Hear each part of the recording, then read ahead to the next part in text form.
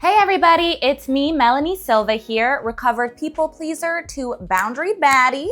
In my last video, I went deep on the first and most transformative step I had to take to stop people pleasing, a symptom of self-hatred.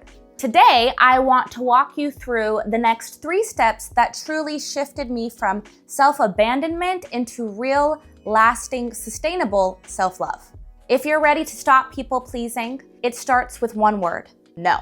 Grab my free guide below, Say No with Grace. Step 1, handle triggers like a boss and a baby. What do I mean by that? When you're healing, especially from something like a breakup or deep people-pleasing habits, you will be triggered. And life is life. And in 2025, we're not just dealing with in-person stuff, we've also got social media, memes, and people's hot takes flying at us nonstop. So when that trigger hits, you need to handle it like a boss in the moment and like a baby later. Rock, rock. Here's what that looked like for me. I was in this women's comedy writing group, and one girl started working on a bit about her toxic relationship. And everyone started chiming in, adding their own stories, discussing it, punching up the joke, and I could literally feel my heart pounding. My eyes were welling up, my throat tightened, my body was like, sis, do not open your mouth or you'll start sobbing. So I handled it like a boss. I looked up at the ceiling, I started thinking about things that made me happy, like SpongeBob SquarePants, my silky new pajama set, how my future boyfriend is gonna love how snuggly I look in my silky new pajama set. Yeah, it was silly, but it got me through the moment because they went on talking about this for like 25 whole minutes. And every second felt like someone was picking at one of my soul's deepest wounds. Then, when I got home, I cried, I journaled, I handled it like a baby. I even revisited that past version of myself in my mind and said what she needed to hear. It's valid that this hurt, but you don't need to carry guilt for how long you let it go on. If you're healing, especially from painful relationships, you have to have a game plan. You can't spiral in public, but you also can't bottle it up. So, boss in public and baby at home. And unless you're a trust fund baby living at a meditation retreat, you'll need both. Step 2, rewire your self-talk. This one's huge, and it takes time. If you're a people pleaser, you probably don't even notice how bad your self-talk is. You likely speak more kindly about strangers than you do yourself. You might be like, who am I to share this idea? Or this is probably stupid, or this is obvious, so I shouldn't even say it. And if you're a woman, you might obsessively pick yourself apart in the mirror, like, oh, my skin's not perfect, or oh, I have cellulite, or oh, my pinky toe's weird, yada, yada, yada. And you might think that this is harmless, but it's not. Because when you constantly put yourself down, you create distance between you and other people. You lower yourself and raise everyone else up. Suddenly, everyone is on a pedestal and you're on the floor wiping their shoes. That's still self-hate, and it's absolutely connected to your people-pleasing.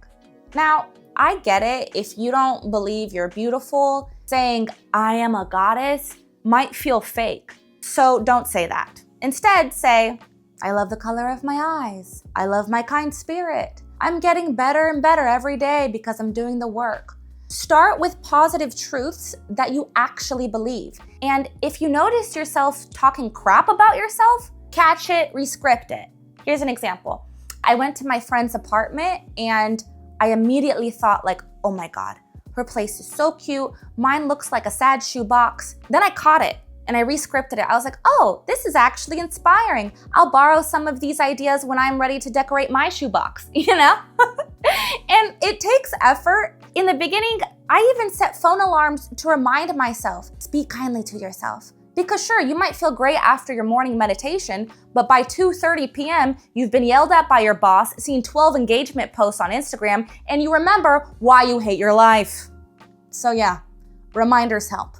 Step 3, create daily slivers of joy. This one saved me, seriously. Joy doesn't have to be big. It can be watching silly TikToks, sending a goofy voice note to your friend, complimenting a stranger, watching your favorite comedy, or doing a little weird dance in your room. That's my favorite. True story, when I was recovering from a grand mal seizure, I couldn't walk. I was deeply depressed, but at night I'd sit in my room and do this little dance. I was like, woo. I'd get really into it, like, yeah. I had to stop myself from getting too into it because I didn't want my fam to think I started seizing again, but there's that. But listen, I know it looks silly, but I dare you to do this and not have a good time, okay? I dare you, do it now, okay? It gave me joy. Even now, I do this same dance and it still lights me up. Do something you actually like doing every day. Don't feel like you need to do every self-care suggestion out there, but just pick one. Like, for example, I find coloring to be very boring. I much rather dance when no one's watching. So pick anything as long as you actually like it and it actually gives you joy. At first, these slivers of joy feel small, but they grow, they compound, and eventually they become your new way of being. And when you live in joy, real joy, you stop hating yourself. There's no room for it. You stop putting others above you because love becomes your default. So let's recap. Step 1, handle your triggers like a boss and a baby. Step 2, rewire your self-talk. And step 3, create slivers of joy every single day. Look, I know this stuff isn't always easy, especially if you've been living the people-pleasing lifestyle for years. It takes time to unravel it, and that's okay, but you will start to feel better, and that feeling becomes addictive in the best way. So if you're a people pleaser ready to stop abandoning yourself, it all starts with the powerful word no. I've put together a free guide to help you say no with confidence and grace. Click the link below, download Say No with Grace. It's your first real step towards self-love. Let me know how you create slivers of joy every day in the comments below.